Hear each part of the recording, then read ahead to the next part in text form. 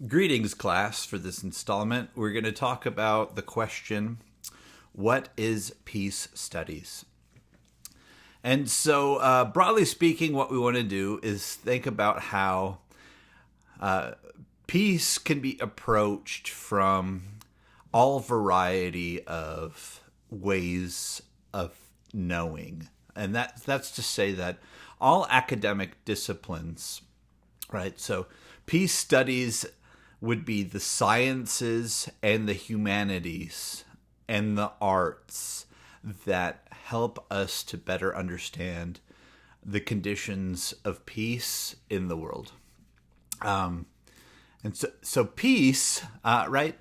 Peace and conflict are two pieces that tend to come together regularly, or peace and violence, right? So the definition of peace in and of itself is something that we can understand in different ways.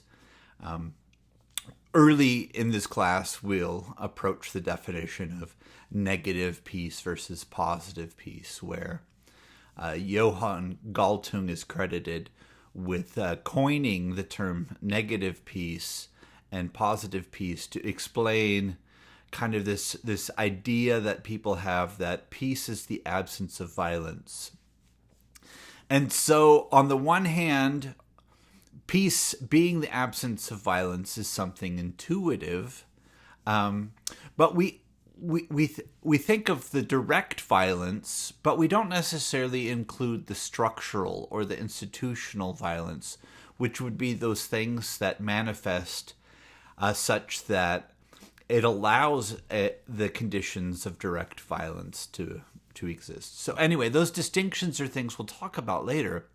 But so peace studies is the social sciences and the humanities that analyze violent and nonviolent behavior, as well as the mechanisms that produce these behaviors, these outcomes, and which things will either encourage or discourage those behaviors. My take ends up following kind of this principled versus pragmatic. Frequently when I talk about nonviolence, I want to get into the part where, are we being nonviolent for strategic purposes, right? Like Mahatma Gandhi used principled nonviolence on purpose because he knew that was the most effective way to create the types of change that he wanted to see in the world? Or do we look at the principle as being the end in and of itself, that we're devoted to certain practices and behaviors, and so we do it because of our faith traditions, right? And it's not just Gandhi, right? People can find nonviolence in Christianity and Judaism and Buddhism and so forth. But if we're doing something for principled reasons, we're going to have a different discussion, right? Where do those trainings and teachings come from, right? I could talk about my upbringing in Christianity, where I was taught turn the other cheek and to be charitable and so forth. And I essentially really was taught that even if I was punched, I wasn't to fight back. And that's not the way everybody's raised. Certainly kids across the street had a father who was very vocal about, like, I don't care if you fight, just don't start it, which was completely different than the way I was raised. So again, the peace study looks at the anthropological and sociological explanations for where does this come from? Where do these behaviors take place in? We might think of conditions of peace, right? The absence of violence as being relatively present in the U.S. when analyzing it from a standpoint of war, right? It's been over 100 years since we had civil war in this country, and we're not a place that gets invaded by outsiders, but we have significant numbers of gun-related deaths every year.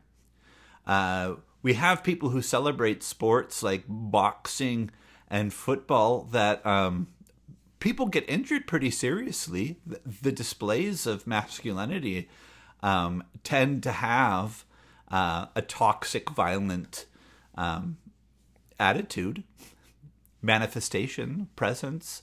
But some people would say that it's not violent because it's a sport. And it's not violent because people shake hands at the end of the game. And so we could break that down.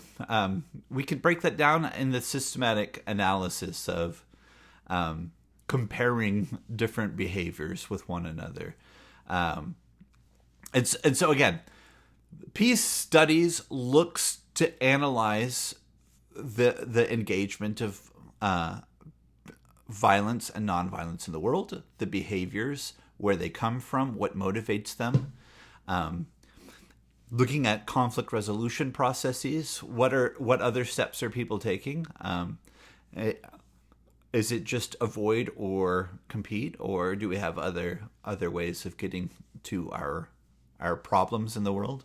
And I guess the last part here is that frequently conflict is about things. So peace studies is about understanding the things that people fight over. We fight over symbols for value, right?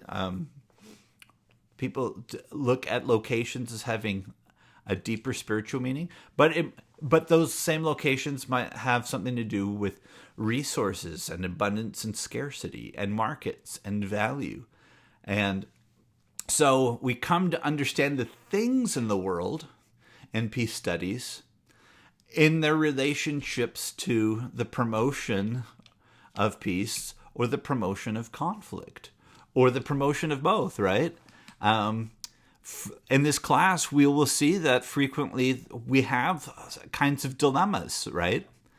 I mentioned Christianity. That's the way I was raised. That just happens to be the way things are for me. But we can see that religion is both a cause and source and inspiration of peace in the world, as well as being a cause and source and inspiration for violence in this world, right? People fight over religion. They fight for their gods. They fight, but they also forgive, right?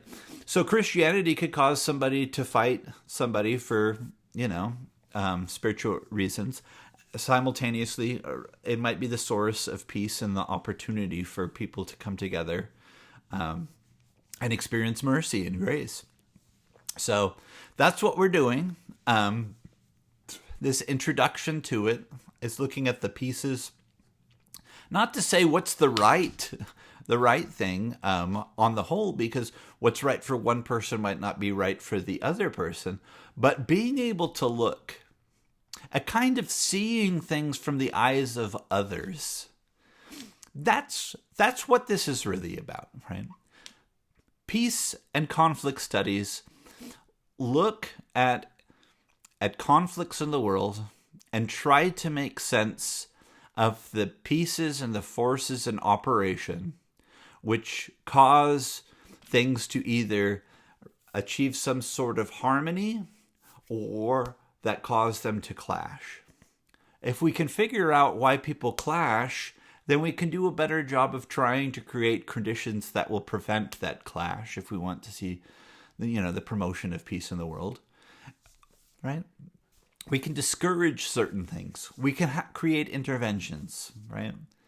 If we're being strategic and we know that name calling is not likely to produce the outcomes that we want, we can avoid it.